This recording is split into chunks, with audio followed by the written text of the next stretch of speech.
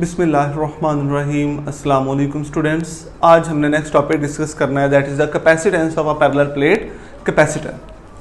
तो बेटा बहुत इंपॉर्टेंट लॉन्ग क्वेश्चन है, शॉर्ट के लिए भी इंपॉर्टेंट और एमसीक्यूज के लिए भी इंपॉर्टेंट है। अच्छी तरह से आप इसको बेटा अंडरस्टैंड करना है इस टॉपिक को। तो हमने कैपेसिटेंस फाइंड करनी है पैरेलल प्लेट कैपेसिटर की। तो हमने एज्यूम किया कि हमारे पास एक पैरेलल प्लेट कैपेसिटर है और उसकी जो प्लेट्स हैं उनके दरमियान वैक्यूम है या एयर है। इट मीन्स दैट हमने कोई डाइलेक्ट्रिक मीडियम प्लेस नहीं किया। जो हमारे पास दो कैपेसिटर्स की प्लेट्स हैं उसके दरमियान क्या है, हमने एज्यूम किया, फर्ज करें अभी क्या है, इसके दरमियान वैक्यूम है और इनके दरमियान जो डिस्टेंस है दैट इज वेरी स्मॉल और वो d है। इन दोनों प्लेट्स के दरमियान जो डिस्टेंस है वो हमने एज्यूम किया कि कितना है, small d is the distance between the plates, यानी कि separation of plates is d। और बेटा आपको पता है कि जब दो प्लेट्स एक दूसरे के बहुत करीब होती हैं, दो प्लेट्स एक दूसरे के बहुत ही करीब होती हैं, तो इसमें हमारे पास electric field intensity between the plates uniform होती है। जब दो प्लेट्स एक दूसरे के बहुत करीब होती हैं तो प्लेट्स के दरमियान जो इलेक्ट्रिक फील्ड इंटेंसिटी होती है वो यूनिफॉर्म होती है। ये हम ऑलरेडी डिस्कस कर चुके हैं डिफरेंट केसेस में। तो देखते हैं बेटा, consider a parallel plate capacitor consisting of two parallel plates each of area A. वो जो प्लेट्स हैं हर प्लेट का एरिया कितना है, that is A, and separation between them is d। The distance d is so small that the electric field intensity between plates is uniform and confined in the region. वो जो electric field है वो कहां पे confined है, वो between the plates confined है और यूनिफॉर्म है। तो बेटा जब हमने वैक्यूम एज्यूम किया है बिटवीन द प्लेट्स तो हम कहेंगे कि जो कैपेसिटेंस है वैक्यूम की that is C vacuum is equal to Q over V. आपने कल ही फार्मूला पढ़ा था Q is equal to C V. आपने कल फार्मूला पढ़ा था Q is equal to C V. यहां से C किसके इक्वल आया था, Q ओवर V के। वही फार्मूला लिखा है यहां पर, लेकिन यहां पर वैक्यूम VAC का मतलब है वैक्यूम, कि हमने अभी कोई मीडियम प्लेस नहीं किया बल्कि जो कैपेसिटर की प्लेट्स हैं उनके दरमियान अभी वैक्यूम है। तो बेटा कंटिन्यू करते हैं नेक्स्ट। तो यहां पे Q क्या है, Q is the charge. Q net charge नहीं है, दोनों प्लेट्स का नेट चार्ज नहीं है। वो तो मैंने आपको बताया था कि एक प्लेट पर पॉजिटिव चार्ज होता है, एक पर नेगेटिव चार्ज होता है। जब नेट चार्ज निकालेंगे तो क्या आएगा, जीरो आएगा। लेकिन यहां पर Q क्या है, Q वो चार्ज है जो दोनों में से किसी एक प्लेट पर होगा, क्योंकि दोनों पर सेम मैग्नीट्यूड होती है। आप पॉजिटिव का एज्यूम कर रहे हैं, नेगेटिव का एज्यूम कर रहे हैं, जब मैग्नीट्यूड एज्यूम करेंगे तो वो पॉजिटिव ही लिखेंगे आप। तो Q is the charge on a plate, दोनों में से किसी भी एक प्लेट पर जो चार्ज होगा। क्योंकि आपको बताया था कि अगर एक प्लेट पर 10 नेगेटिव है तो अंडरस्टूड है कि दूसरी प्लेट पर 10 पॉजिटिव होंगे। तो दोनों पर जो मैग्नीट्यूड है वो क्या रहती है, सेम रहती है। अब बेटा यहां पर हमने कहा कि जो प्लेट है उसके ऊपर चार्ज कितना है, that is Q, and what is meant by the V? V is the potential difference between the plates. V क्या होगा, प्लेट्स के दरमियान पोटेंशियल डिफरेंस होगा। यहां पर अगर मैं वोल्ट मीटर लगाऊं, वोल्ट मीटर लगा के इन दो वायर्स को कैपेसिटर के अक्रॉस अटैच करूं तो इनके दरमियान जो पोटेंशियल डिफरेंस आएगा दैट इज V। इनके दरमियान पोटेंशियल डिफरेंस कितना है, V है। ओके, अब बेटा हमें पता है जो इन प्लेट्स के दरमियान इलेक्ट्रिक फील्ड इंटेंसिटी होगी वो इक्वल होती है E is equal to V over D। Magnitude लिखिए सिर्फ, ये वही वाला फार्मूला है बेटा, E is equal to minus delta V over delta R। यहां पर जो डिस्टेंस बिटवीन द प्लेट्स है वो D है, potential difference between the plates V assume किया, और नेगेटिव साइन इसलिए नहीं लिखा क्योंकि हमने जस्ट किसकी बात की है, मैग्नीट्यूड की बात की है। हमने किसकी बात की, मैग्नीट्यूड की। तो मैग्नीट्यूड तो नेगेटिव नहीं होती है, तो डेल्टा V की जगह हमने V लिख दिया, डेल्टा R की जगह हमने D लिख दिया, नेगेटिव नहीं लगाया क्योंकि जस्ट मैग्नीट्यूड डिस्कस कर रहे हैं। तो E is equal to V over D। ये इलेक्ट्रिक फील्ड इंटेंसिटी का फार्मूला आ गया। अब बेटा इसी को कंटिन्यू करते हैं। आपको याद होगा कि हमने गॉसेस लॉ की एप्लीकेशन जो पढ़ी थी उसमें पढ़ा था कि दो पैरेलल प्लेट्स के दरमियान इलेक्ट्रिक फील्ड इंटेंसिटी कितनी होती है। तो उसमें हमने फाइंड किया था the electric field intensity between two parallel plates, between two oppositely charge parallel plates is E is equal to sigma over epsilon naught. ये हमने गॉसेस लॉ में फाइंड किया था कि electric field intensity between the two oppositely charge plates is sigma over epsilon naught, where sigma is the surface charge density, where sigma is the surface charge density and can be written as sigma is equal to q over a, total charge या charge on a plate divided by the area of plate। तो ये आपके पास बेटा surface charge density है, sigma is equal to q over a। अब बेटा देखें, ये हमारे पास इक्वेशन नंबर 2 है, ये इक्वेशन नंबर 3 है, ये भी इलेक्ट्रिक फील्ड इंटेंसिटी है, ये भी इलेक्ट्रिक फील्ड इंटेंसिटी है। तो हमने इन दोनों को कंपेयर करना है। By comparing the equation 2 and 3 we have sigma over epsilon naught is equal to v over d। हमने क्या लिखा है इसे, sigma over epsilon naught is equal to v over d। और बेटा सिग्मा, अभी हमने बात की सिग्मा किसकी इक्वल है, that is sigma is equal to total charge divided by the total area. तो बेटा यहां पर सिग्मा की जगह वैल्यू पुट कर दें सिग्मा की, तो ये आएगा q over a epsilon naught, ये वाला आ गया, is equal to v over d। So we have q over a epsilon naught is equal to v over d। और बेटा यहां से q ओवर v फाइंड कर लें, v इधर आके डिवाइड हो जाएगा और a एप्सिलॉन नॉट इधर जाके मल्टीप्लाई हो जाएगा, तो q over v is equal to a epsilon naught over d। यानी कि हमने इक्वेशन को रीअरेंज किया तो हमारे पास आया q over v is equal to a epsilon naught over d। अब बेटा equation number 1 and equation number 4 को देखें। इक्वेशन नंबर 1 में q ओवर v इक्वल है c वैक्यूम के, यहां पर q over v is equal to a epsilon naught over d। इनको कंपेयर करें, कंपेयरिंग इक्वेशन 1 एंड 4। हमने इक्वेशन 1 को और इक्वेशन 4 को कंपेयर किया तो कंपैरिजन से क्या हुआ, हमारे पास आंसर आया C vacuum is equal to A epsilon naught over D। तो कंपैरिजन से हमारे पास जो कैपेसिटेंस ऑफ अ कैपेसिटर आई, जब प्लेट्स के दरमियान कोई मीडियम नहीं है बल्कि वैक्यूम है, तो हमारे पास जो कैपेसिटेंस आती है that is A epsilon naught over D। Okay, ये तो हो गया बेटा वैक्यूम के लिए कैपेसिटेंस। अगर हम कहते हैं कि हमने कोई मीडियम प्लेस कर दिया, अगर हमने क्या किया, कोई मीडियम प्लेस कर दिया है between the plates of a capacitor, तो क्या होगा। तो बेटा ये बात याद रखनी है, if an insulating material known as dielectric is placed between the plates, capacitance increases epsilon r times. Epsilon r is the relative permittivity of a medium. तो जो हमने मीडियम प्लेस किया है प्लेट्स के दरमियान, वैसा प्लेस किया जिसकी रिलेटिव परमिटिविटी एप्सिलॉन r है।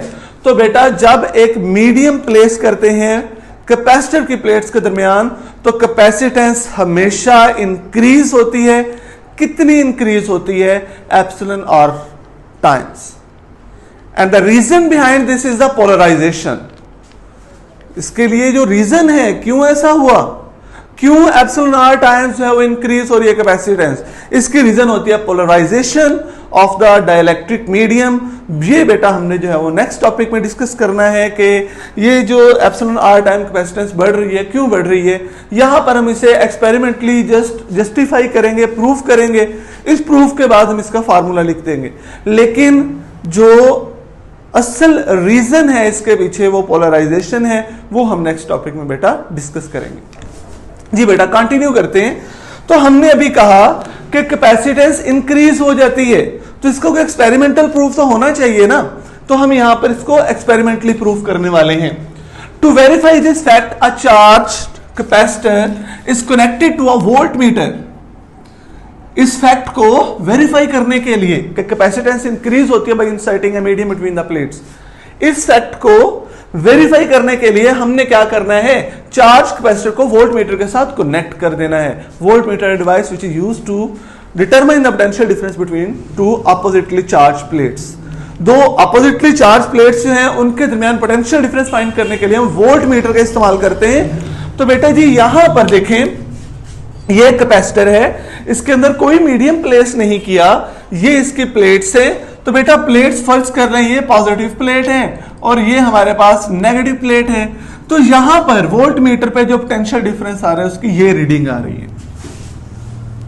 जैसे ही आप प्लेट्स के दरमियान एक डाइलेक्ट्रिक मीडियम प्लेस करेंगे, ये जो आपको ग्रीन कलर शो हो रहा है, मैंने ये फर्स्ट कर लिया, एक मीडियम प्लेस कर दिया, डाइलेक्ट्रिक प्लेस कर दिया। डाइलेक्ट्रिक क्या है?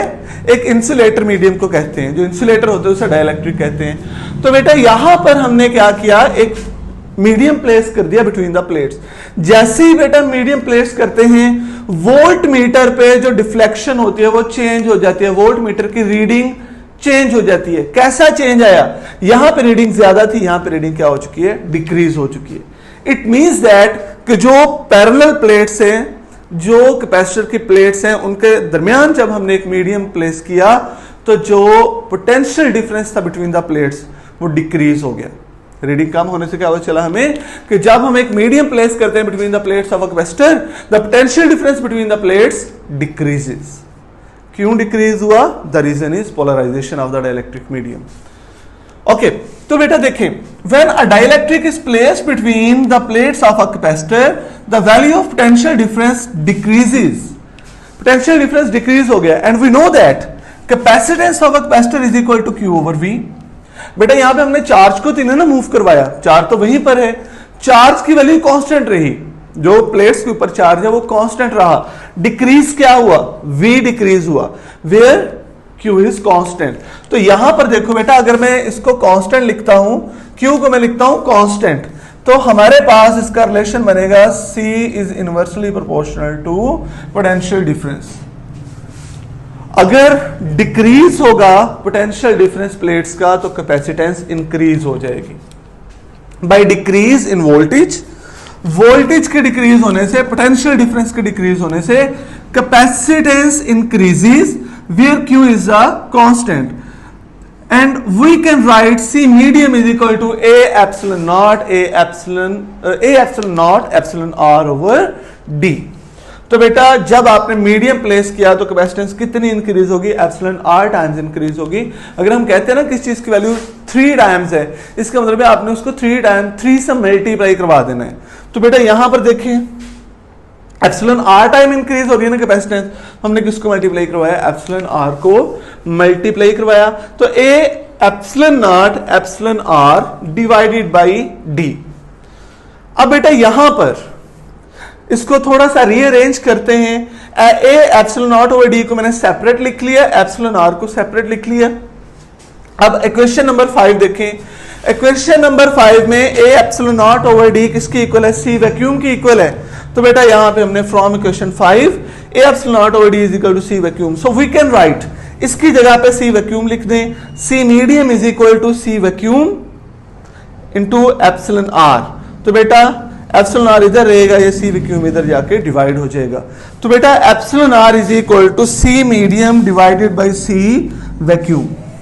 अब बेटा यहां पर एक तो बातें जो कि डिस्कस करने वाली, जो कि बहुत इंपॉर्टेंट शॉर्ट क्वेश्चंस हैं, उससे बेटा पहला ये है कि capacitance of a parallel plate capacitor या कैपेसिटर की जो कैपेसिटेंस हो किन फैक्टर्स पे डिपेंड करती है। तो आपको लास्ट लेक्चर में बताया था कि हमें फार्मूला से पता चलता है। तो बेटा अगर फार्मूला देखें, यहां पर ये फाइनल फार्मूला है हमारे पास, तो सबसे पहला factor, capacitance of a capacitor depends upon area of the plates. किस पे डिपेंड करती है? एरिया ऑफ प्लेट्स पे डिपेंड करती है, और इसके डायरेक्टली प्रोपोर्शनल है। इट मींस दैट अगर आप कैपेसिटर की प्लेट्स का एरिया बढ़ाओगे तो कैपेसिटेंस इंक्रीज हो जाएगी। Second thing is dielectric medium. Second क्या है? कैपेसिटेंस डिपेंड करती है डाइलेक्ट्रिक मीडियम पे, जो मीडियम प्लेस करते हैं between the plates of the capacitor. And the third factor is D. D is the separation of the plates. Plates के दरमियान फासला कितना है इस पे डिपेंड करता है। तो 3 फैक्टर्स हैं, कौन कौन से? सबसे पहला फैक्टर क्या है? Area of plates. Second factor कौन सा है? Epsilon R. Epsilon R is the dielectric medium, dielectric constant of a dielectric medium. तो मीडियम कौन सा प्लेस किया उस पर डिपेंड करता है। देखें, आपने बेटा एक टेबल पढ़ा था स्टार्ट में, उसमें एप्सिलॉन R की वैल्यूज दी हुई थी। जो हमारे पास एयर है उसके लिए एप्सिलॉन R की और वैल्यू है, जो अदर मटेरियल्स हैं टेफ्लॉन अलाइक उसके लिए एप्सिलॉन R की वैल्यू डिफरेंट है। तो बेटा एप्सिलॉन R जो है वो चेंज होता है by changing the material. Material change करने से एप्सिलॉन आर चेंज होता है। तो बेटा फिर कैपेसिटेंस किस पे डिपेंड करती है? मीडियम पे डिपेंड करती है। अगर आप एयर कंसीडर करोगे तो और आएगी आपके पास कैपेसिटेंस, अगर आप टेफ्लॉन कंसीडर करोगे तो हमारे पास कोई और जो है वो कैपेसिटेंस की वैल्यू आ जाएगी। तो बेटा हमारे पास तीन फैक्टर्स हैं, area of plates, dielectric medium between the plates and the separation between the plates, that is inversely proportional to the capacitance. Separation बढ़ाओगे तो कैपेसिटेंस जो है वो डिक्रीज होना स्टार्ट हो जाएगी। दूसरी बात बेटा यहां पर डाइलेक्ट्रिक कांस्टेंट की डेफिनेशन है कि डाइलेक्ट्रिक कांस्टेंट क्या होता है, तो that is the ratio of the capacitances. Epsilon R क्या है? That is the ratio of capacitances. कौन से capacitances? Capacitance in the presence of the medium to the capacitance in the presence of the vacuum, यानी कि जो सी medium और सी vacuum की जो रेशियो है, वो कैपेसिटेंस जब हमने डाइलेक्ट्रिक मीडियम प्लेस किया और वो कैपेसिटेंस जब वैक्यूम था, इन दोनों की रेशियो लेंगे तो हमारे पास आंसर किसका आएगा? That will be the dielectric constant which is known as epsilon R. And there is no unit for epsilon R. Dielectric constant का कोई यूनिट नहीं होता है, ये बात भी बेटा आप लोगों ने अच्छी तरह याद रखनी है। And remember epsilon R is always greater than 1। In case of vacuum it's 1, in case of air it is 1.0006 and in case of any other medium, कोई भी आप डाइलेक्ट्रिक मीडियम ले लें उसके लिए जो हमारे पास डाइलेक्ट्रिक कांस्टेंट एप्सिलॉन आर की वैल्यू होती है that is always greater than 1, क्योंकि आपको पता है capacitance of medium is always greater then the capacitance of vacuum. एक बड़े फैक्टर को छोटे फैक्टर से डिवाइड करवाओगे, answer will be greater than 1। तो ये भी इंपॉर्टेंट एमसीक्यू है कि जब हम कोई मीडियम प्लेस करते हैं between the plates of parallel plate capacitor, तो बेटा कैपेसिटेंस इंक्रीज होती है।